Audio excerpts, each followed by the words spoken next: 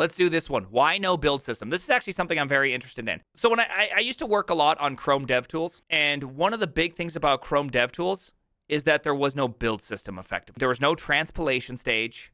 There's only literally catting some files in a certain order to deliver a singular artifact. I thought, there's no way I'm going to like this, right? There's no way I'm going to have a good time with this. It's just JavaScript. Gross. Like, I only use TypeScript. I surprisingly found it pretty dang okay, right? The amount of time, the amount of concentration and things that go on when you don't have a separate build system is really nice, right? It's really, really nice. I genuinely liked it. Yeah, I've built a lot of things for Chrome DevTools for Netflix, right? I've overridden it, helped communicate with it, built in CSS selectors for rectangles we draw on the screen, did some other things, voice to text stuff.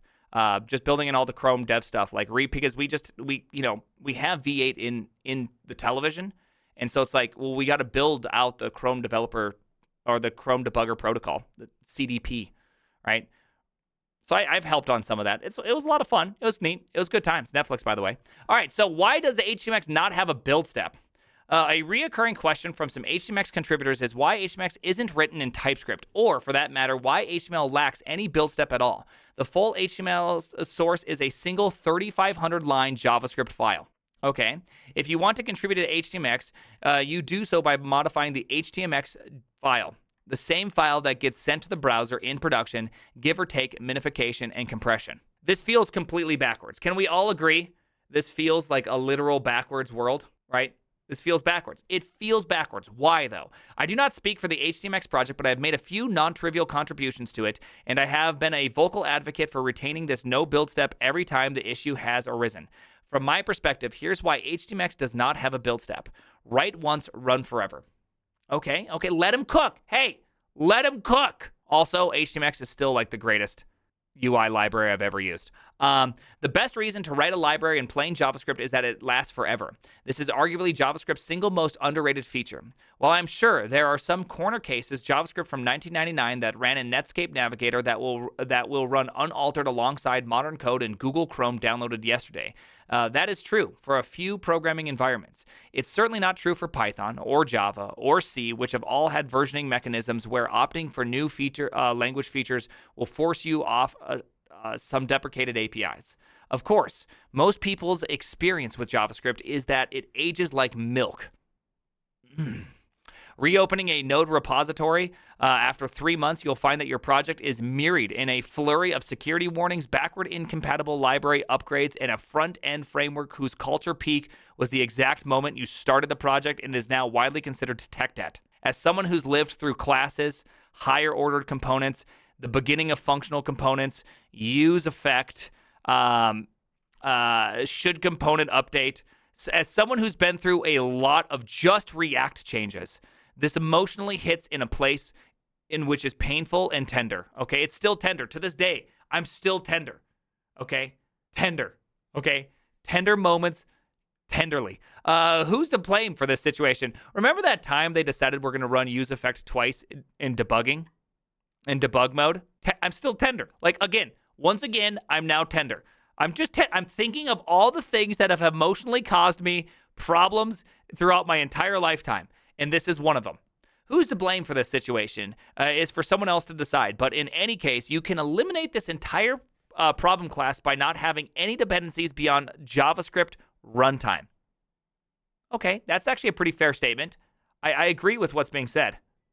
A popular way to write JavaScript today is to compile it from TypeScript, which I use frequently as an example because TypeScript is probably the best reason to use a build system. I'd agree that TypeScript is probably the best reason to do it. Obviously, using the LSP is incredible, right? It just works way, way better than anything else. But you also have, I guess you do have JS docs these days. That's been something I really want to invest more time into, is figuring out a good set of like Lua snips for little code snippets and JS doc stuff, and see, can I create something that I can just run in Node always that just works? You know what I mean? They use a HTMX DTS instead of, okay. That's also kind of an interesting approach.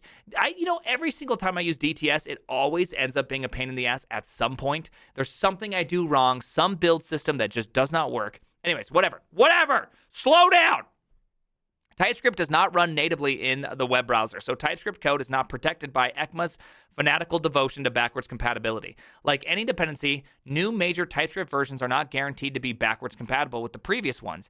They might be, but if they aren't, then you need to do maintenance if you want to use modern development toolchain.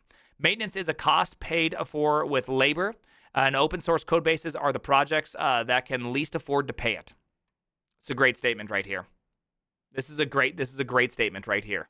Opting not to use a build step drastically minimizes the labor required to keep HTMX up to date. This experience has been borne out by Intercooler.js, the predecessor to HTMX, which is maintained indefinitely with, as I understand, very little effort. When HTMX 1.0 was released, TypeScript was at version 4.1. With Intercooler released, TypeScript was pre-1.0. Would code written in those TypeScript versions compile unmodified in today's TypeScript compiler, version 5.1 at the time of this writing? Maybe. Maybe not. But HTMX is written in JavaScript with no dependency, so it will run unmodified for as long as web browsers remain relevant. Let the browser vendors do the hard work for you. This is an extremely compelling case. So there is something I do want to say something about all of this. It's, something that I've really struggled with as somebody who's had to develop a few tools inside of Netflix is that there's kind of like these three stages that you have. You have like a nice build system that can kind of keep things running, live updating, all that. And it works pretty good. And that's very, very nice. And you build it, you run it, you're using the compiled version, it has source maps and everything is great. And so I like that. I'm happy about it. Sometimes I use TS Node or SWC to run like a quick version when I don't want to do any building or anything and just run the thing itself. Also really, really nice. But at the end of the day, you deliver some sort of executable and that thing goes and it runs. And you get these errors in which are the minified code and source maps are a lot more confusing to include when it comes to executables and all that. And it just becomes really annoying. Like there is something about this, everything they're saying, for a sufficiently small tool that I could almost find myself liking.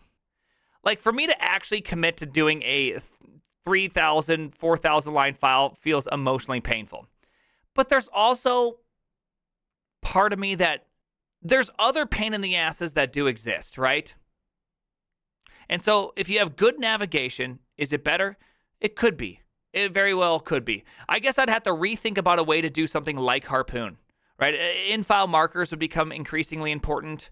We'll see. I'd have to really think about this. I just don't know yet. I don't know. It feels very contrarian to my opinions on software, but I do want to be real for a second. Just because something feels contrarian doesn't mean it's worse or better. Documents, symbols, yeah, but I don't want to have to. I don't like fuzzy finding every time I want to go somewhere. I like things that are a little bit better than that, right? I like to be able to have like a marker that sticks with the function that moves. But there's this idea that when something is different than what is considered like modern or good, it's therefore bad. Or if it's considered outside of what you're really used to, it's considered non-DX. But often, there's this experience where when you try something new, like a good example is just getting good at Vim, right? Getting good at Vim, it makes no sense why you should ever want to use this, right? It doesn't make any sense at all to enjoy Vim from just like a purely outside looking, never had any experience in it. But once you use it, you realize by going contrary to what is natural, which is to use a mouse, which is to navigate and, you don't have a keyboard-centric thing. It's very unnatural to think that way. It's much more obvious to go, I want to click here, I want to edit here. I want to click here, I want to edit here, right? Like that kind of experience is a much more natural and obvious way you'd want to edit a file. And so by undoing that, you actually get huge gains. And so is all things natural the best? How often should you reevaluate what you think is best? I don't know. Because it's very hard for me to go against the TypeScript experience just because of how good a lot of things are with it and how many times my bacon gets saved. But is there better alternatives? Like you said, there's a DTS file inside the HTMX thing that makes it pretty much work. Maybe that's the experience I'm looking for. Is the JavaScript DTX kind of, in between? Maybe it is JS docs. Maybe there's something that just makes life a lot better. I don't know yet, right? Like I do need to invest in this more. I need to build a real project using a JS doc, but I've just been too afraid to commit to it with work just because it's a lot of work when you need to undo something. You know what I mean?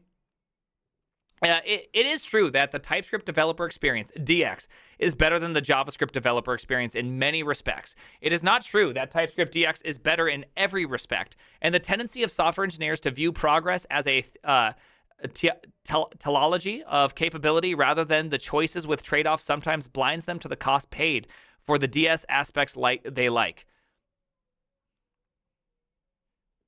I feel like maybe I'm just such a boomer at heart, and that's the reason why I love HTMX. Maybe that's why. Maybe I'm just too much of a boomer.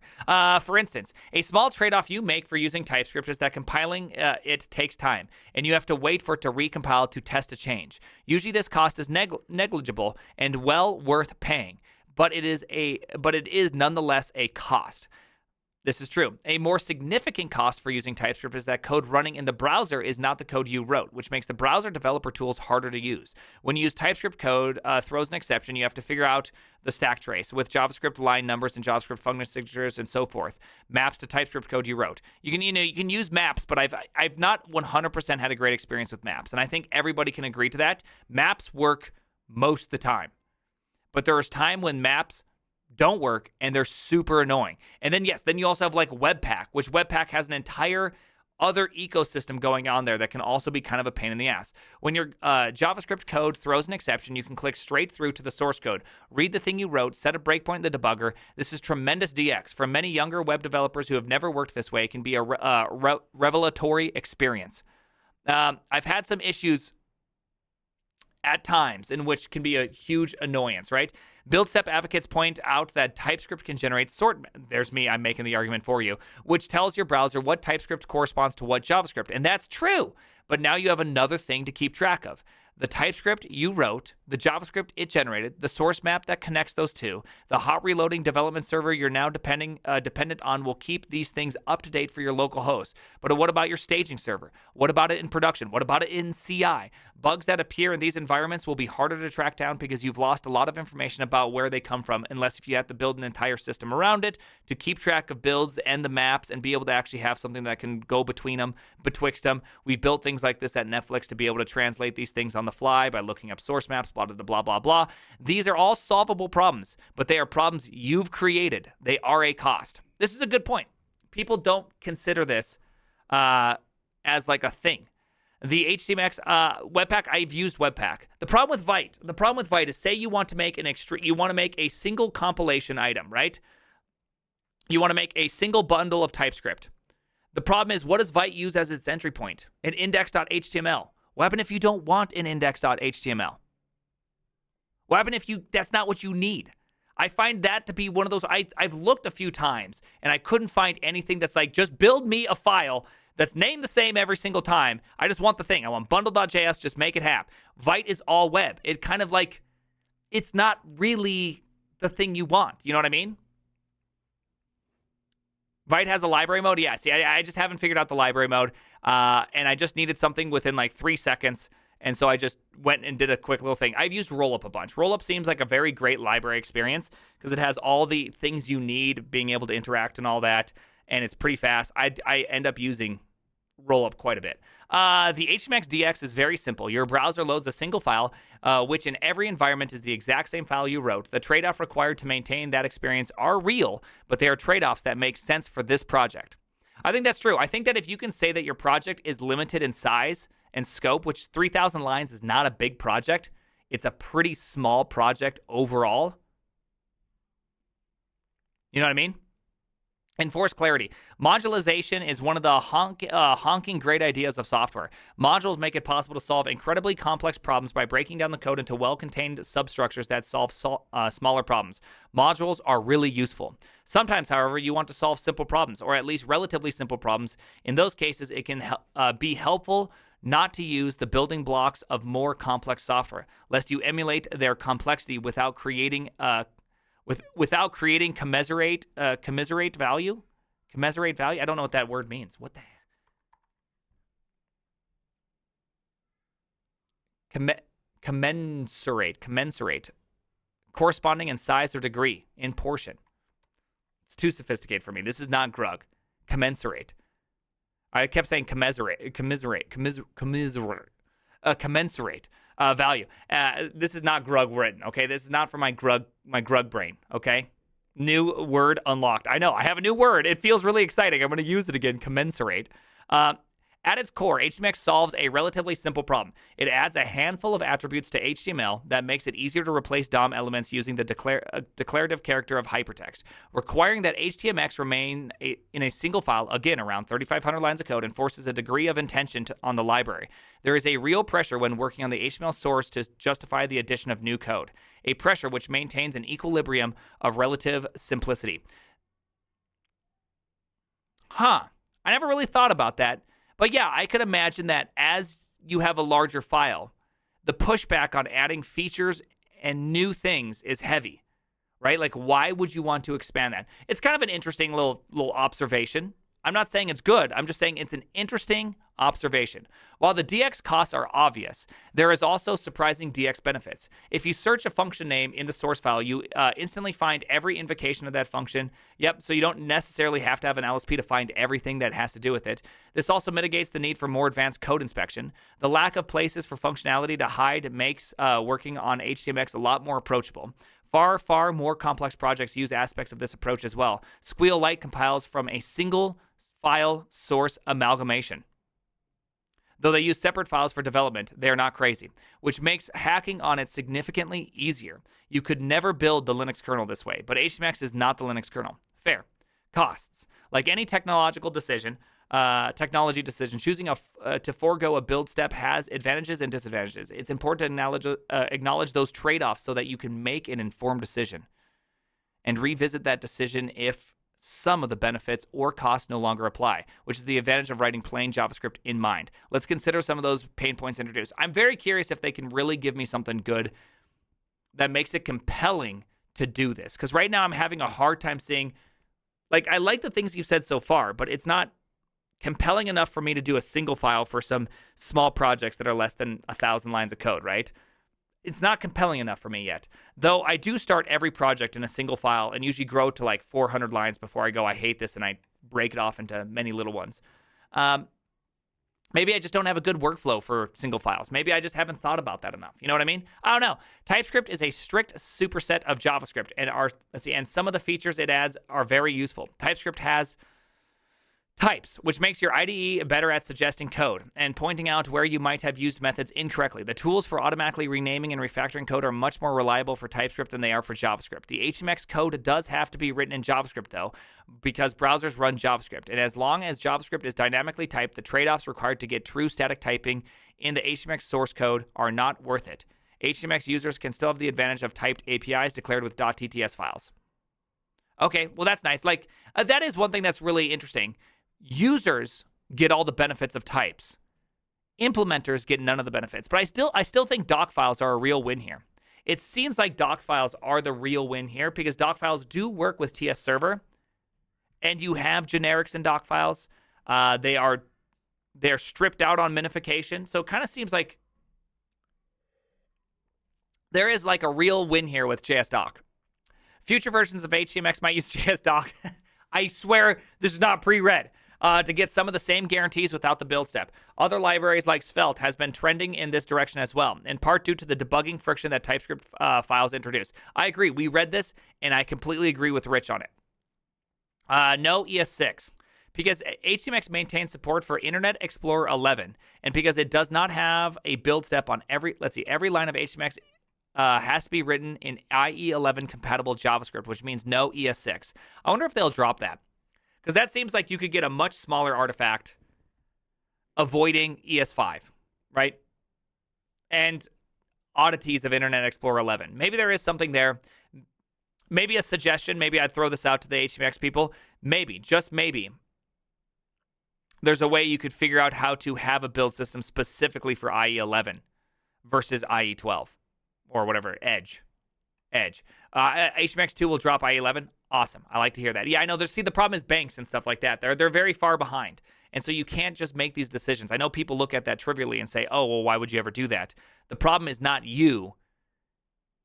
It's other people, right? When people like me say that JavaScript is pretty good now, they're usually referring to the language features that are introduced with ES6, like async await, anonymous functions, That must be a missed a typo. It's not anonymous functions. He must be saying lambda functions and functional array methods like map and for each, none of which can be used in HTMX source code. Oof, oof. While this is incredibly annoying, in practice it is not a huge impediment. The lack of some nice language features doesn't prevent you from writing code with functional paradigms. Would it be nice not to write some custom for each method? Of course. But until all the browsers targeted by HTMX support ES6, it's not hard to supplement ES5 with the fewer helper functions. Yeah, this is true. If you are used to ES6, you'll automatically write better ES5. That's fine. IE support is going to be dropped in HTMX2, at which point ES6 will be allowed in the source code. That will probably dramatically reduce the size. No modules in core. This point is obvious, but it's well worth restating. The HTMX source would be a lot tidier if we could split it into modules. There are other factors that affect code quality besides tidiness, but to the extent that HTMX source is high quality is not because it is tidy. This makes doing certain things with HTMX very difficult. The idiomorph algorithm might be included in HTMX2 core, but it's also maintained as a separate package so that people can use DOM morphing algorithm without using HTMX. I don't know this one. I don't know the idiomorph algorithm. If the core could include multiple files, one could easily accomplish this with any number of mirroring schemes, such as Git submodules. Oof, I do every time. I swear Git submodules are the greatest idea and the worst idea same time. But the core is a single file. So the idiomorph code will have to live there as well. Okay. I really don't know how I feel yet about everything. It's just this is a very compelling thought so far for me. Right? This essay might be better titled Why HTMX Doesn't Have a Build Step Right Now. As previously mentioned, circumstances change and these trade-offs can be revisited at any time. One issue we're exploring at the moment has to do with releases. When HTMX cuts a release, it uses a few different shell commands to populate the dist directory with minified and compressed versions of HTMX.js. Pedants are welcome to point out this is obviously and in some sense a build step. Pedants showing their pedantry. In the future, we might expand that script to auto-generate the universal module definition, or we might have a new distribution needs that require an even more involved setup. Who knows? Yep. One of the core values of HTMX is that it gives you the choice in a web development ecosystem that has the last decade been dominated by an increasingly complex JavaScript stack. Once you no longer have an enormous code base of front-end JavaScript, there is far less pressure to adopt JavaScript on the back end. This is an incredible observation. Like, I want you to take a moment and think about this. It's a very, very subtle point, but it's a very, very true point, right? I will tell you that now that I've built a couple small applications with HTMX, I have genuinely enjoyed the experience. And I think that there's a lot of places, I think there's most applications could use HTMX more than they could use anything else. And it has nothing to do with I don't want to write front-end code. It has everything that has to do with I want to manage state in a sensible and sane manner. You can write backends in Python, Go, and even Node.js, and it doesn't matter to HTMX. Every mainstream language has mature solutions for formatting HTML. This is a principle of hypermedia on whatever you'd like. Howl. I like that principle. Writing JavaScript with no build process is one of the options available to you once you no longer require Next.js or SvelteKit to manage your spiraling complexity of a SPA frameworks. That choice makes sense for HTMX development today and may make no sense for your app too. I like it. This is a very cool take. Icy cold, right? It's just like, it may make sense for us. It may not make sense for you. So maybe you don't want to adopt this. But overall, here we're at. Here we are, right? I like this. Is front end the HTML stuff? It is. SvelteKit's pretty simple. I'd agree with that. It's not that I don't want front end code. It's I don't want to write stupid front end code. Yeah, I get that as well. But I think the truest part of this has everything to do with complexity of state management and the solutions around it. People don't realize exactly how much effort they put into state management using any of these applications. There's just thousands of lines devoted to libraries to attempt to make state management easier, where you put all of your business logic in a series of functions And that's how you get stuff out, just so it can be clean inside of a render function. It's like you have to recreate, because no matter what you do, at the end of the day, you have to recreate and duplicate logic all over the place. A good example of this is like a delete button. How do you know a user should be able to delete, say, a certain post? Well, the simplified way is that the server says, okay, I'm going to do a search. I'm going to check for ownership. When I find ownership, I'm going to send down a can delete variable or a Boolean value. Then the front end's going to have an if can delete. I will then add this button.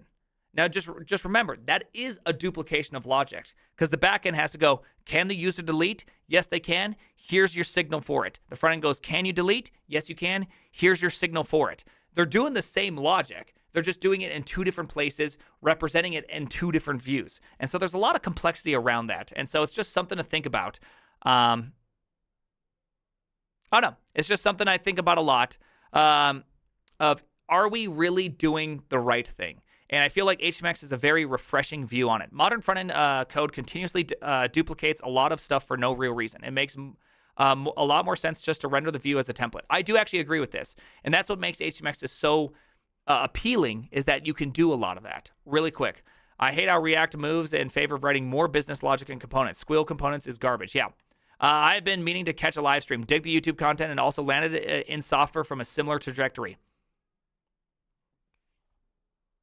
My man. The name is I do like HTMX.